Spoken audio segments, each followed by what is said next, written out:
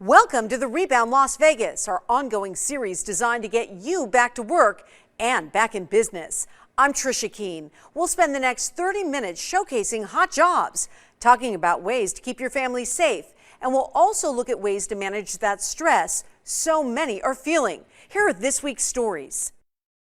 Well, this heat in the valley has a lot of people screaming for ice cream, and that is bringing a much-needed boost to local ice cream shops. 13 Action News reporter Jeremy Chen spoke with a manager at a shop in Chinatown about rebounding with its summer sales. There's probably no better thing to do to avoid the blistering temperatures than to grab some ice cream. And here at Cafe Maiko, they've been seeing a lot more people come in to grab a frozen treat, and they hope that trend continues.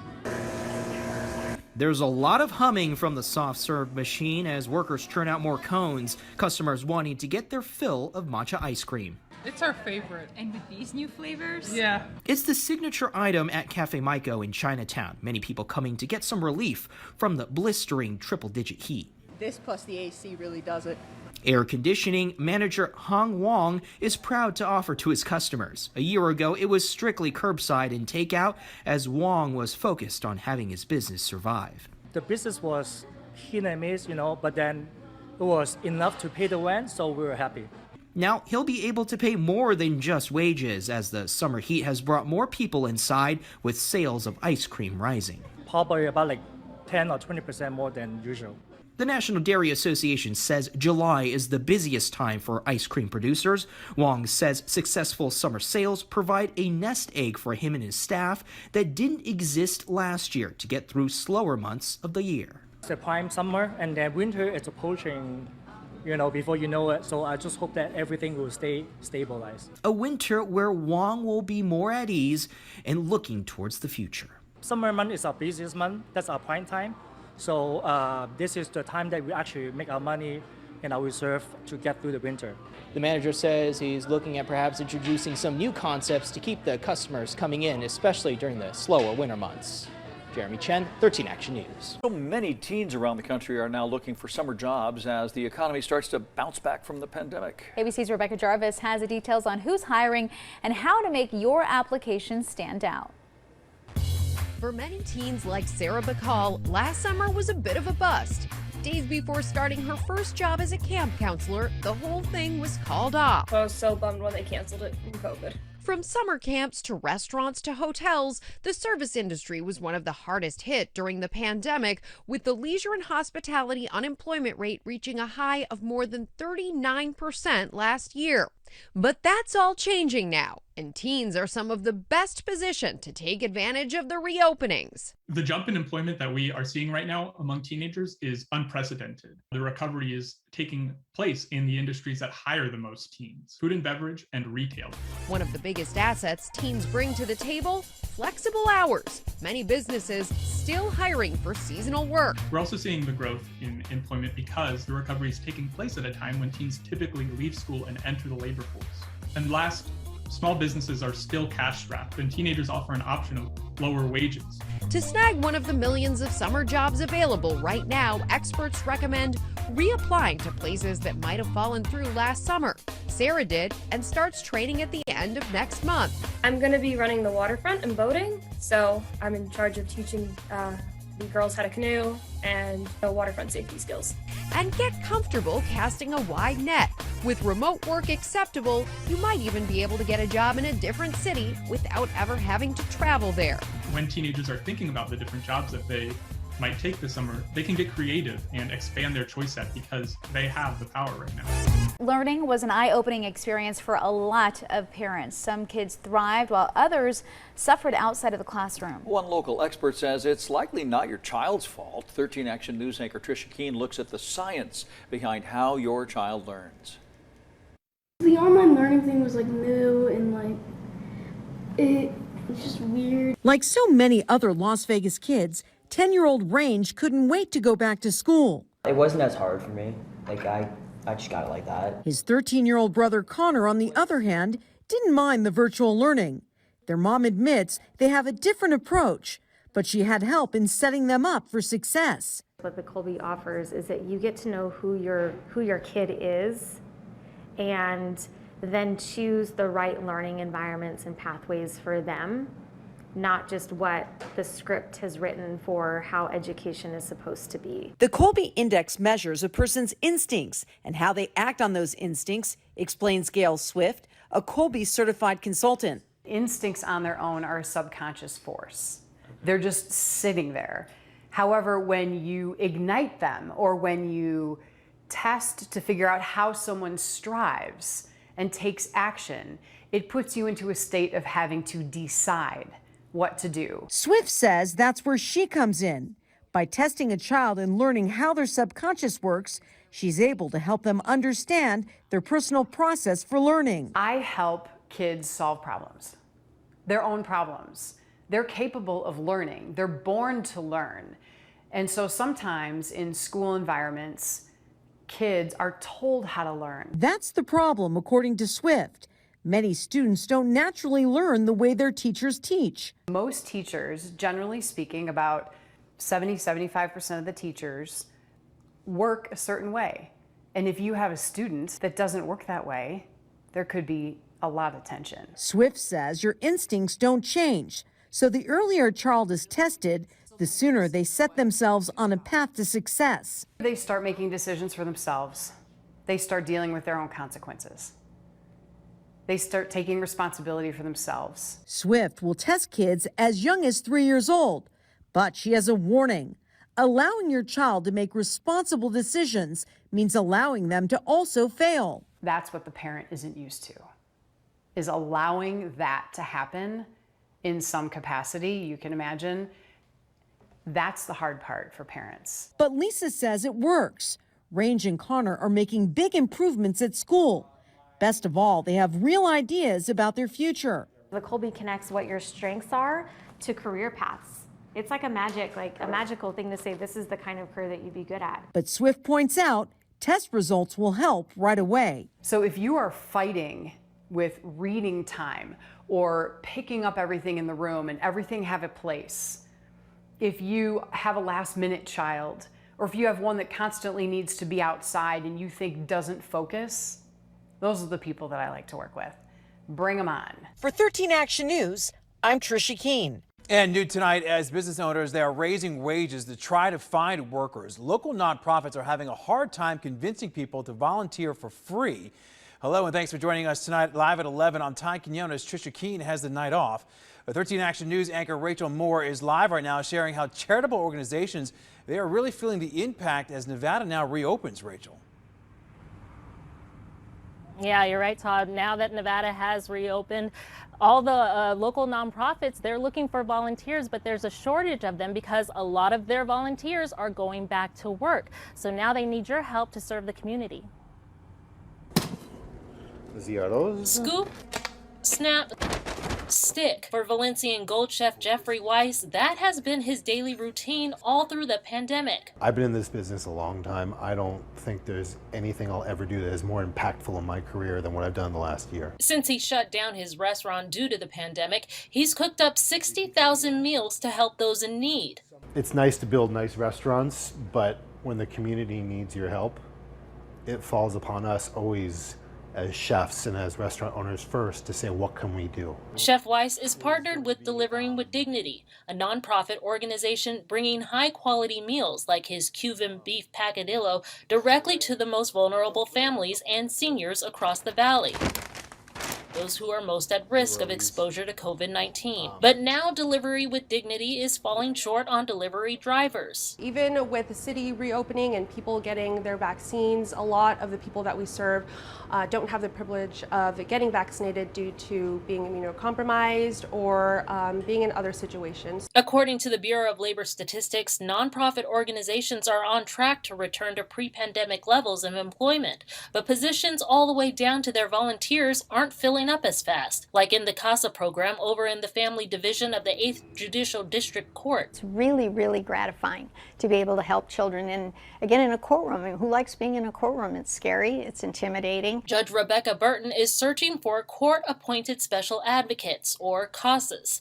CASAs are volunteers who have the best interest and speak on behalf of abused and neglected children in the foster care system. They've got someone who can be on their side, who wants to represent what they want and have their voice heard. And children don't otherwise get their voice heard or feel like anybody really cares what they have to say. Like many other nonprofits, the CASA program and Delivery with Dignity are calling on the community for help.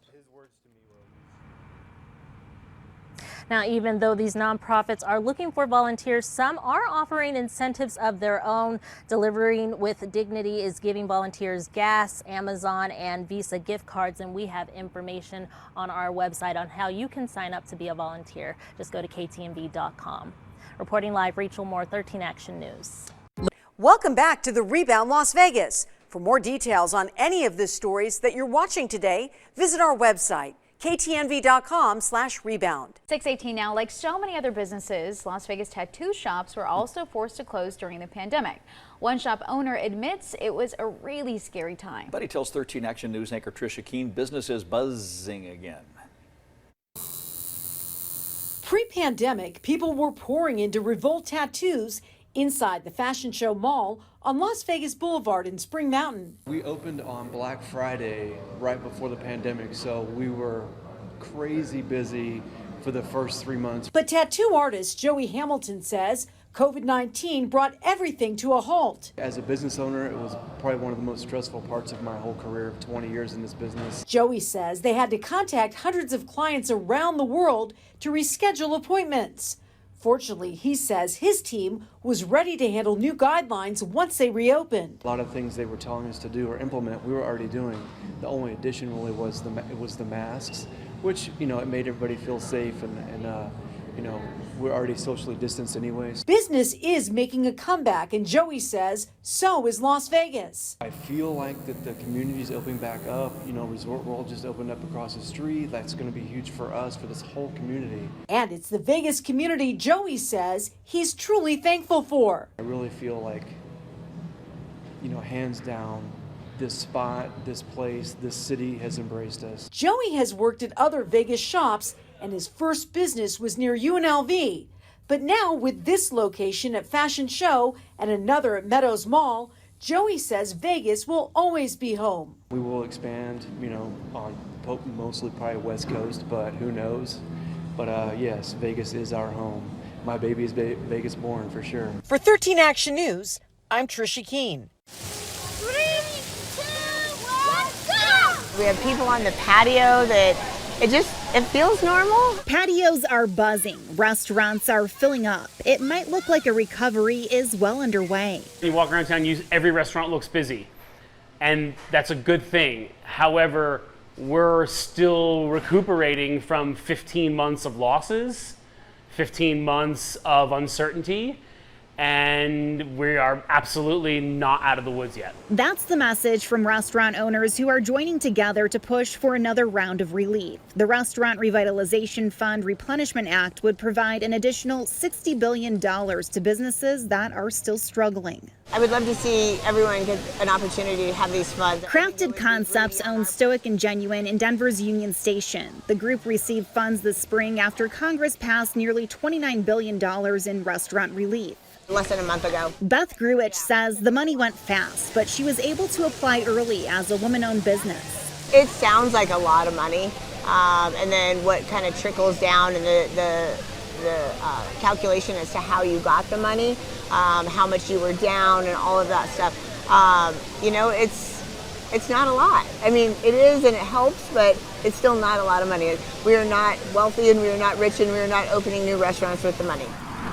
Denver restaurant Coperta didn't receive any of that nearly $29 billion in relief. Still not out of those stormy seas just yet. Paul C. Riley says he was forced to temporarily shut down for 3 months in the beginning of the year because there was so much uncertainty. Beautiful crostadas with local rhubarb, local cherries. He's thankful to be open, thankful people are returning. To hear the restaurant full again, to hear the white noise of a restaurant. But he says additional funding is still desperately needed so this industry can survive and thrive once again.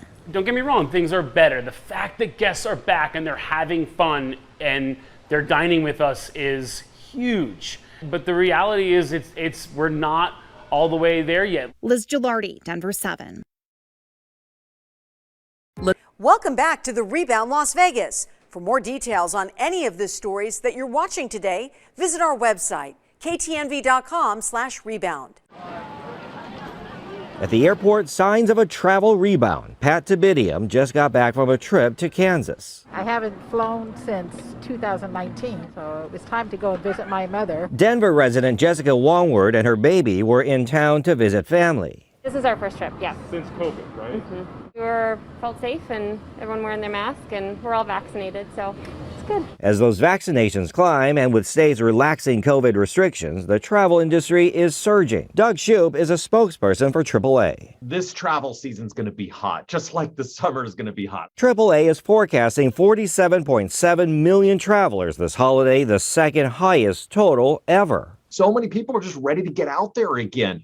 They've had to put those plans on hold. And from what we're hearing from our members, Auto Club members, is they are ready to travel. Air travel this holiday expected to be about 90% of pre-pandemic levels. Travel by car is expected to exceed 2019 levels by 5%. Of that 3.3 million Southern Californians traveling, 2.8 million will take a road trip. And this holiday, the top destinations for Southern Californians are close to home. The top destinations for people here in Southern California include Las Vegas, #1, followed by San Diego, and then come the national parks. Among those who will be traveling for the 4th, the Wongward family. We'll be flying out to see family for a few days. Michael Chen, ABC 10 News. Welcome back to the Rebound Las Vegas. For more details on any of the stories that you're watching today, visit our website, ktnv.com/rebound. It was very stressful. We talked to Katie Selman a while back about working from home. It encouraged me to do more projects at the house because now I feel like I didn't resent being there. Some businesses seem to be in a rush to get back to where they were at the beginning of 2020. It is a fast-tracked way. Now all of a sudden HR departments are scrambling and policy and attorneys are scrambling for policy and procedure to keep up with the light speed that we have moved into this new working realm. Others took a more deliberative approach. I can find more employees. And while we're on the topic, you may remember Dr. Anthony Klotz, the Texas A&M professor, predicting a huge wave of resignations as people reorder their lives in the wake of the COVID pandemic. There's a number of services out there, polling services, not researchers like myself, that are conducting a lot of surveys right now about how employees are feeling. Well, if that's the case, psychologists say now is a good time to sit down and take stock of your life, if you haven't done that already. I look at these three things, like what do I need to accept in my life, what do I need to change, and what do I need to leave behind? Psychotherapist Dr. Terralyn Sell says some of us will have trouble adapting to the new normal. I remember the beginning of the pandemic. It was like moving a mountain to get people to work from home. And now we're asked to push the mountain back exactly where it was before. And I think that's where some of the anxiety might be coming into play. Mental health experts call that kind of self-evaluation healthy and useful. I think it's really important to take that personal inventory now. Maybe because you don't want to go back to what was. So you need to inventory the things that are working for you, what wasn't working for you. She says you can make your transition easier by reestablishing some healthy habits now. And making sure that you are paying attention to waking up and going to bed at the same time, doing your personal hygiene the way you were before. All those things are micro habits. And once you do that, you start stacking positive habits. And I think that's a really good place to start, because as soon as you go back to work, all of your routine is going to be upset one more time. She says, don't try to be perfect right away, and don't set goals you know you're not cut out for, like planning on 6 a.m. walks when you know you're not a morning person. And when it comes to company surveys, speak your mind. Organizations today are all about data and making evidence-based decisions. And so to the extent that they can have access to data that shows what's going on out there, I think is beneficial. And obviously, as researchers, data are what we're all about. Data which had begun to show Klutz was onto something when he made his prediction. And although she knows not everyone may agree, Katie Selman says she's glad to have an office again. I overdosed on home for sure. That's looking on the bright side. Dennis Turner, 25 News.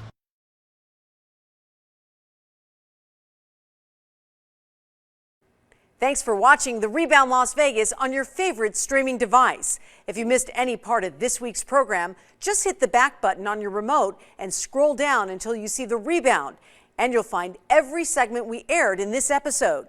Stay tuned for more from 13 Action News after the break, and check us out anytime here on KTMV Streaming, Las Vegas News on your time.